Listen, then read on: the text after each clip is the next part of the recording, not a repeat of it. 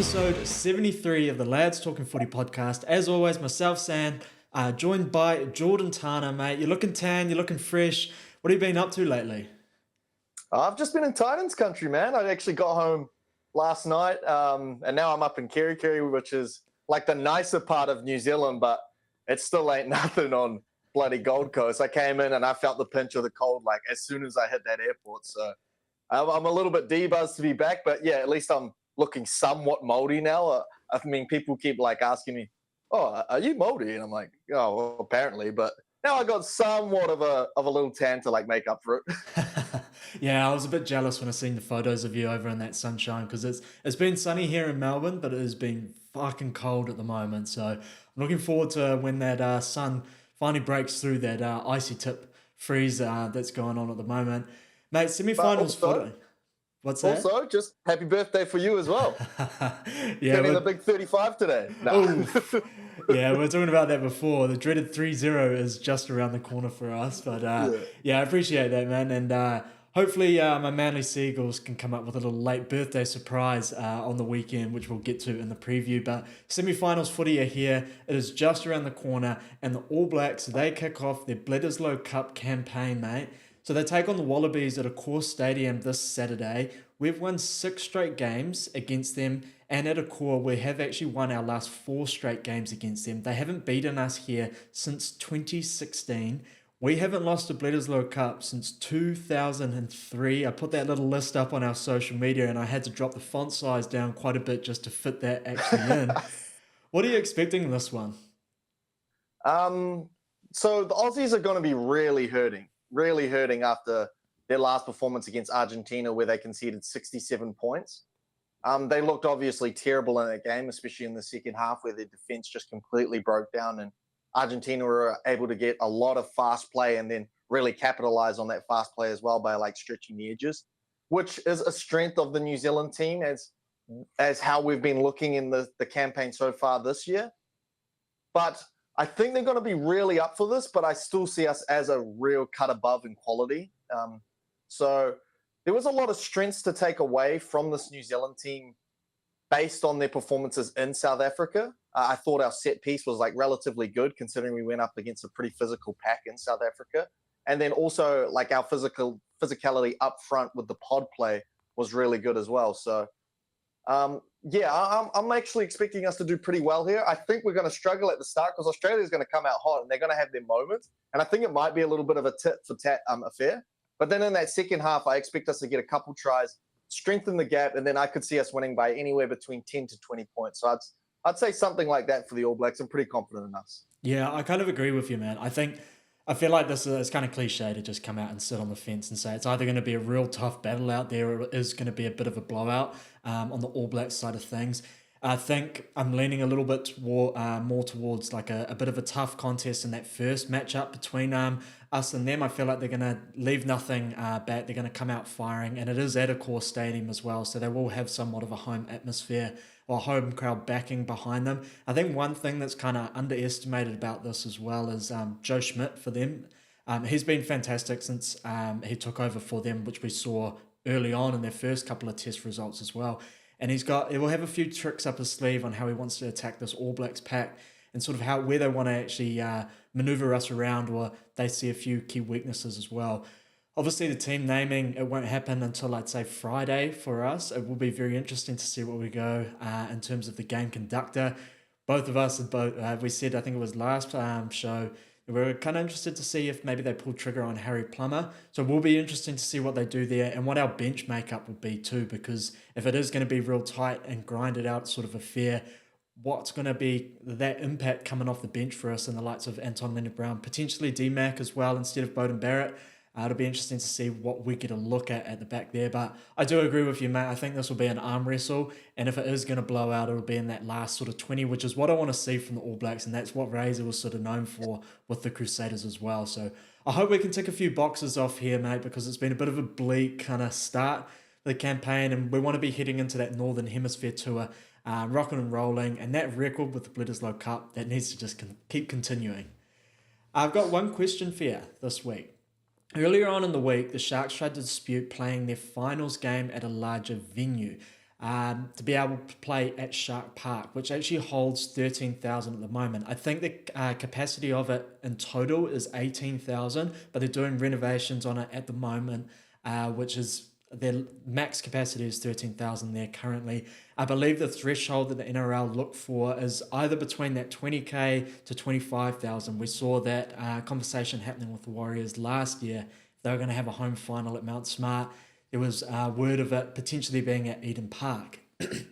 This is a little bit of a sticky situation, I think, personally, because being able to play at home, that's that home advantage that you have as being the highest seed. And I do think that teams should be rewarded for that because that's ultimately what we're playing for. You've got the top four that get the extra life in finals, but unfortunately, if you aren't going to be able to capitalize on that, you should have that home advantage. And both games are being played at Allianz Stadium this weekend. So hypothetically, if you were the Sharks and you'd finished in fourth, and I know the Roosters finished in third place, but let's say they finished in seventh and they won on the weekend and you lost, the games are at Allianz Stadium, the Roosters' home ground, but you're the highest seed as well. So it's lucky that it hasn't worked out that way, but hypothetically, these are things that could happen because there is a lot of teams on there, the likes of Suncorp. I believe Melbourne will be hosting their prelim final here as well because of the capacity. But teams like the Sharks, the Warriors, the Panthers, the Tigers, they're going to struggle if they're playing finals football. I mean, Tigers fans, you don't have to worry too much about that. But what are your thoughts on it, man? Because I do think it is a huge thing, having a home crowd advantage. And I get it is finals footy and there's going to be a lot of people that travel for this. But if you're playing the Roosters as like a lower seed and you're supposed to have that home field advantage and it's just packed out in the chook pen and that sort of momentum starts swinging, it's kind of a little bit, I don't know, it's a bit of a sticky one. Yeah, I think it is a little unfair, even though. So what the NRL is doing basically is just trying to capitalize and make as much money as they possibly can by moving it to a stadium that will probably definitely sell out in finals footy that has a higher capacity. But the Sharks have earned their right by their regular season record to have a home final at their spiritual home in PointsBet Stadium that they've been playing at and playing at well throughout the whole season. So there has to be a way that the NRL can maybe work with them by like adjusting ticket prices or something like that to get the money up to a point where they can still be profitable and make as much money as they can by packing out an 18,000 stadium as opposed to a 30 to 35,000 stadium. Because luckily, like you said, it hasn't played too much into a factor by versing a North Queensland team, which they will still have the majority presence in that stadium being Sharks fans because it is close to where their stadium is. But it is still a factor. And I have even considered the fact that they are playing at Allianz as opposed to PointsBet in my pick later on that we'll get to later on in the prediction. So, yeah, I believe they should just keep it at PointsBet and then just look at doing something like adjusting the pricing of the tickets so that they can still make as much money as they can because if there were to be a situation like you laid out with the Roosters, I think it's totally unfair. Yeah, I agree. And I like that you brought up the ticket price adjustment because that was going to be my next question to you. If the Warriors were in a situation like this and they were able to play at Mount Smart Stadium and say we put an extra $50 to $70 on top of the ticket, is that something that you'd buy because you get the chance to go and watch the Warriors at your home stadium? It's a bit different, I guess, for us being Kiwis and having to travel across. It's not too far, I guess, for those guys to drive across to a stadium that's a little bit more local. But would you pay that extra bit of money? As a guy who's been to both stadiums and like can speak from experience of both stadiums, I would pay the extra to go to Mount Smart because the atmosphere is a lot better. And then you can get stuck with some seats in Eden Park that are like just way up in the nosebleeds and the vision isn't the best. Whereas Mount Smart is smaller based on the capacity size and just the stadium in general, but it is a bit more of an intimate setting. So you do have a good view of the field pretty much no matter where you are in Mount Smart Stadium. So yeah, I would pay that extra. And I assume it'd be the same with PointsBet Stadium and the Sharks fans. Like the atmosphere would just be that much better. All your crazy locals would come out. They'd have their equivalent of Shui Vasashek and the clown guy. Like, you gotta like reward these like home stadiums and then maybe save those big grandeur stadiums where you have to completely make as much money as you can for like the grand finals or maybe even the preliminary finals as well, because yeah, these teams have worked really hard throughout the regular season to just go one game away because they came fourth, but then to still have their home field advantage not really be their home field advantage in the second round, it's kind of a bit of a crop. Yeah, I agree with you 100% as well. Especially on the prelim, that's sort of, I guess, where they're going to make you can make your money off that as well. But these games, I think, should be at home. And one other thing is, a lot of these players for the Sharks have actually never played at Allianz Stadium as well. This season, they never played there, and last year, they never played there as well. So for quite a few guys in that team, this is going to be their first time actually running out in that stadium. So in terms of your game preparation, totally different thing. We're going to move into accountability, mate. Both of us, we tipped 100%, but how did we go with our best bets? Yeah, happy birthday, bro. You've had a great one here. 4 from both of us. So you got great on the picks, good on the betting, I see as well. And then your Seagulls went through. So great week for you, Sammy. Great week for both of us. But it started off a bit rocky with the Panthers beating the Roosters 30-10. I've gone Panthers 1-12, but they've absolutely blown the doors off in that first half and caused it to be 13 plus. Yeah, and I've gone Tupanua, Taruva, and the Panthers to win at $7.25. And we've gone down there, unfortunately. All the stats are on top, and that's where it went. And then the next game, Storm, absolutely clinical performance over the Sharks, 37-10. We've both had an absolute blinder here. Storm head-to-head into Warbrick, anytime try scorer, and double staked has come through for me.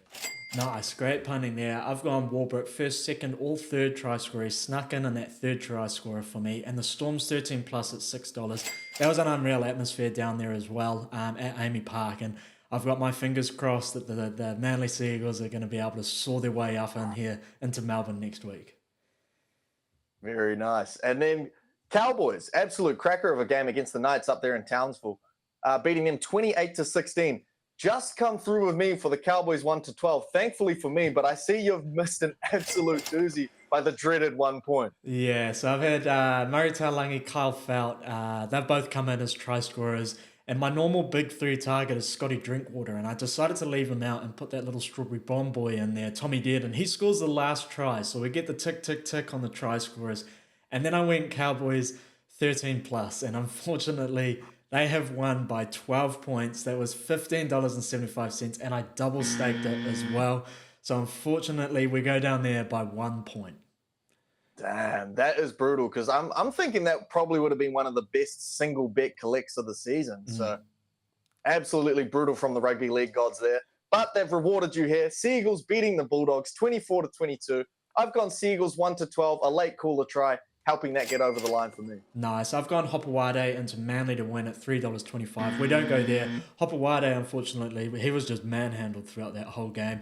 He didn't really look like he was going to score in that one. My repeat set bet, I've gone the Storm and the Cowboys both to win at $1.85, so we've cashed that in there.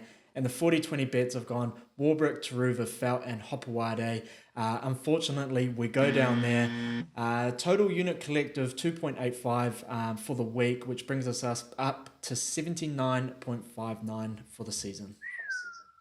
Very nice. And then I finally hit some. Repeat set bet. Storm minus 6.5 has come through. And then 40-20 bet. I've just gone through a head-to-head with all the results. Panthers, Storm, Cowboys, and Seagulls head-to-head has come through as well. And it's left me with a pretty nice collect of 11.47. So if you had chucked $10 on all of those, you would have got $114.70. So pretty good week for me. Sheesh, mate. Great punting from you there. And I did like that 40-20 bet when I saw it. I did my own little personal multi on my tips, like I do every single week as well. And when I saw that come through for you, I knew we were in with a good one there. We move into the performances of the round. This one's a little bit of a cop-out for me. We've only had a couple of games over the weekend, and instead of picking a player, I've just decided to go with an entire team. That's the whole Panthers squad, mate. I was sitting there watching it on Friday night. Within 10 minutes, the question just popped into my head. I just put it in the group chat. No one is beating this team this year. We questioned them a couple of weeks ago. We were a little bit worried. We thought we might have seen a few chinks in the armour, the injuries, the fatigue. They've been to 4 straight grand finals. They've won 3 in a row. And they just timed this thing perfectly. We were worried they hadn't timed it. And it's like they've left it maybe a week or two a little bit longer because they knew they had to. 88% completion rate, 2,029 run meters as a team, That was 606 more run meters than the Roosters. They had an average set distance of 47.2 meters, 310 kick return meters to the Roosters' 87, an average play the ball speed of 3.38 seconds, which was one of their quickest for the season, and I'd hate to have seen what it was in the first half. 4 forced dropouts to the Roosters' 0. They completely dominated them. They came out and went up 24-0 in the first half, and you were almost looking at the Roosters players. I was waiting for a camera to catch one of them glancing past and just go, what the fuck is happening? Absolutely was relentless. Just the whole performance was just, it was perfect from them. It was an absolute clinic. Now, the conductor of the whole thing, I know you wanted to bring him up. 2 try assists, 4 tackle breaks, 107 run meters, 375 kick meters. Right from the get-go, Angus Crichton had said in the media earlier on in the week, he said, Nathan Cleary, I'm coming for you. It was well documented that they knew what was happening. From the get-go, Nathan went at him. Straight down that right hedge, he just hits him with the double dummy cut and then burns him down on the 5th tackle. Just kept them in 2 minds from the get-go. And then his defence as well, to back it up. He's out there with a bung shoulder and he's just throwing it into whoever. Absolute masterclass for him. And for players to come out and say, I'm coming at you, and then him to just turn it around as a halfback and just bring it right back at you and leave you with your pants down not knowing what's happening. The Chooks got cooked, man. Yeah, well and truly. And I was going to do Nathan Cleary for my performance as well, because having that sort of performance straight off a shoulder injury we haven't played in a couple of weeks, and to look that comfortable and to take over the game that easily, it's just truly special, man. It's like, it's a no shit statement, but it's actually mind-blowing how special of a talent this guy is. And he just showed it once again in this game. So shout out Nathan Cleary, shout out the Panthers. You were looking absolutely intense. I fully agree. Clinical performance, back where they should be in finals footy. But my performance of the round is a bit of a cop-out like yours, because I'm going to Melbourne Storm. Because I think the Melbourne Storm were just as good, if not better. They did it in a different way, because obviously the Panthers came out hot and then kind of took their foot off the gas and, you know, went a bit quiet there for a couple of minutes in that second half. But the Storm kind of like built into the game, and they looked very clinical themselves. And they even may have arguably had a bit of a better performance than the Panthers, because they kind of said, hold my beer, because they went higher in completion rate at 95%, higher in run meters at 2,212 meters, higher in line breaks at 5, higher in tackle breaks at 41, and made less errors than the Panthers at only making 4. So they had a pure domination of a game as well over the Sharks, where it was a bit close in that first half. That Nakora late try in the first half kind of had you thinking, oh, this could be a contest, but completely shut the gates in that second half. And it wasn't even off the back of Jerome Hughes, who was real fantastic as per usual, but it was kind of like showed the true potential of this team with some of the other stars stepping up. Like Cam Munster had an absolutely amazing game. 1 try, 182 run meters, 1 line break, 3 tackle breaks, 1 offload, and 187 kick meters. And then Harry Grant as well. He was great again. Johnny on the spot with a hat trick. And then was just millimeters away from getting a 4th try as well with that held up. So all those other stars stood up. And then I was super impressed by the way they finished this game. It was the most nothing field goal set of all time. But I just thought it was a statement to the rest of the teams in the competition. Like, yeah, we're well prepared for finals footy. We can just come down, set up a perfect field goal play. Ryan Pappenhausen slots it. So be warned, we are prepared for finals footy, and we are prepared to do clinical sets like this in the crunch time to get wins. So impressive performance by the Storm. You know it's an impressive performance when the camera pans to the box and Craig Bellamy's actually smiling, because, you know, that Broncos game a couple of weeks ago where they were winning 50-12, he was still up there like biting his lip, being all anxious. And you're like, mate, you're up by 50. Why are you so nervous? But good to see him crack a smile here. The job's not finished, though, in the great words of Kobe. You got to get it through. But after I said I was locking them in as champs after they beat the Dolphins, and they've literally done nothing but like strengthen my confidence in them going into this final series. The Panthers are scary. I will admit that. That first half was very scary. But I've seen more red flags recently from the Panthers than I have in previous years. So I still like this Storm team to be my favorite to win this competition, and this was a great performance. Yeah, I agree with you 100%. It's almost like last year with the story between the Panthers and the Broncos. We're just waiting for these two teams to align in the final and just let them go to work on each other. I agree with you 100%. Cam Munster went out there and said, hold my beer to the Dally M winner and just cut them to bits out there, which is crazy. And it's good to see for the Storm as well moving forward because he had been a little bit quiet. And I was there at the game, mate, and I was staring around the crowd.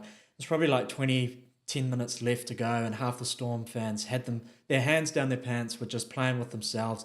They are excited, mate. They know what's coming. It's a different kind of breed over here in Melbourne at the moment as well. They are all confident with what's going on out there. And it'll be interesting to see when they come up against each other in terms of the style of play, because Panthers are going to come out there and try and knock the door down front on in. But the Storm, they've just got that crafty play, and I want to see what Bellyache has up his sleeve for this Panthers team, because if there's one coach to come out there with a game plan or a style, something that they've identified in the Panthers squad, it is Bellyache, and they've had the upper hand on them throughout the season as well. So I'm really looking forward to it, and I do hope all our stars do align on that one if it is not Manly to take them on in the final. We move through to the finals, week 2 preview, mate. All of these odds are accurate as of Wednesday afternoon, and we're going to start it off with the Sharks taking on the Cowboys. Obviously, both of these games are at Allianz Stadium. Now, the Sharks are $1.60 favourites in this, and the Cowboys $2.34 underdogs, with the line sitting at 4.5. I was actually a little bit surprised when I was preparing all of this. I had the Cowboys in as the early favourites here, thinking that's what the odds were going to be reflecting. But nonetheless, the Sharkies, they're coming in as the favourites here. For them, though, the centre Jesse Ramian, he's listed amongst reserves as he looks to return from an ankle injury. They've ruled him out against the Storm. The same 17, nonetheless, for them that bowed out against them last weekend. And for the Cowboys, it's the same 17 that took down the Knights last weekend. So the Sharks are looking to try and get the finals monkey off their back. They have lost 7 straight finals games in a row, hoping it is not 8 this weekend. The last time that they played each other in a finals game was actually in 2022 in the qualifying finals, and the Cowboys beat them 32-30. That was at PointsBet Stadium as well. The Sharks went on to lose the following week against the Rabbitohs, also at Allianz Stadium. So we're potentially going to see a cross here with them being bounced out at Allianz Stadium again. At the venue, not that it means much, the Cowboys only have a 38% win rate. The Sharks have won 3 of their last 4 games against the Cowboys, and the last time that they played each other at Allianz Stadium, the Cowboys won that as well, 15-14. I'm going to tip the Cowboys in this one, mate. I think they're going to go on to play the Panthers in finals footy. This is going to be an offensive kind of showcase out there. I think they have a lot more attacking flair, and I think they're ready for it as well. There's a few things, the departure of Kyle Felt. Obviously, Chad Townsend isn't out there on the field at the moment, but he's leaving the club as well. There's a little bit of a shift in the guard.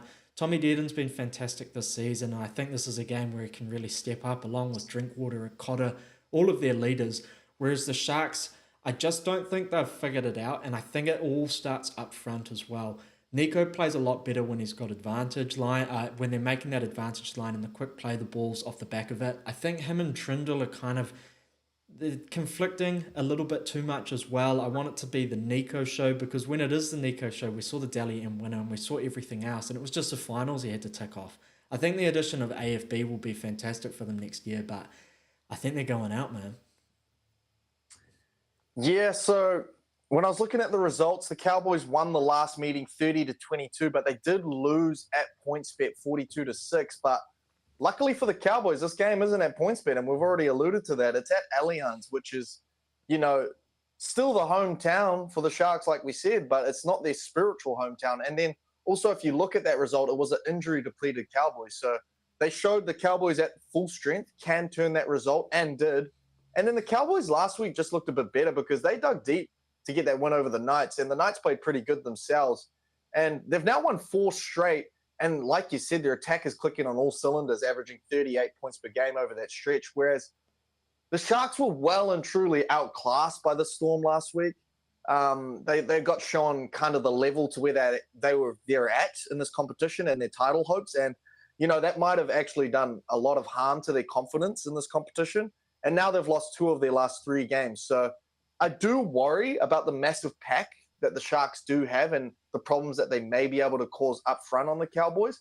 But I've been really impressed by the return of Taumalolo and then even McLean as well. They've actually, added a little stability up front for the Cowboys, and they've been doing damage through the middle themselves. So, when I look at the Sharks, you mentioned their double cross a couple of years ago, but you can also see they've won 1 out of 9 playoff games since winning the premiership in 2016. They're not a playoff team. I've had my questions throughout the season on how Hines is under pressure, given some of his origin performances and then his performances after that in the surrounding games. And then also, like you said, his connection with Trindle was questionable. It's had moments of looking really good, and each of them individually have had moments of looking really good. But as a connection, I still got question marks over that. So, yeah, I'm agreeing, man. Give me the Cowboys in 20-degree clear conditions as well. Stars have kind of aligned for their attack. So I'm going to take the Cowboys. I'm going to keep a little blanket with the +4.5. And then I'm going to add a try scorer because the Sharks conceded a double last week to Warbrick. And Felt has been on fire, man, because, he scored 12 tries in his last 7 games. And for an old boy, he's still got to go in and get into the try line. So I'm going to go Cowboys +4.5 and Felt anytime try scorer. And I'm going to double stake it at $3.25. Ooh, I love it. Both our double stakes are coming out in this one. I agree with you as well in the Nico situation, but I know I just said that I'm tipping the Cowboys. There is a little bit of me, though, that does hope that the Sharks can get over this hurdle just because I want the Hines rumours the Hines noise stopped or squashed a little bit as well in terms of the finals games. I want him to get that monkey off his back a little bit because I think it's just a bit too clunky for them there, and they haven't worked out how to play this finals footy. I don't think they've got the best version of themselves at the moment either to go on a run, but he's done so well with them since coming in here. The positions that he's managed to put them in through the regular season, I know that's not where you make your bread and butter.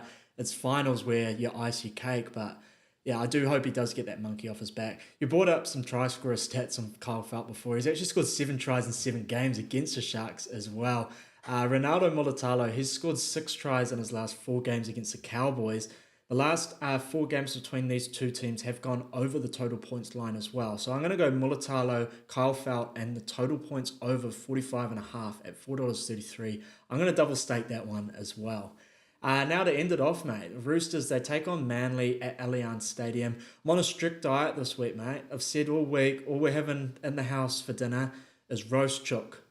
That's the omen for the week. We're cooking chook and we're eating it. The Roosters, they're $1.60 favourites in this one. Manly are $2.34 underdogs, and the line is at 3.5. JWH is back for them. Victor Radley, here's a part of the extended squad as he looks to play after returning from a fractured scapula, which he suffered in round 26.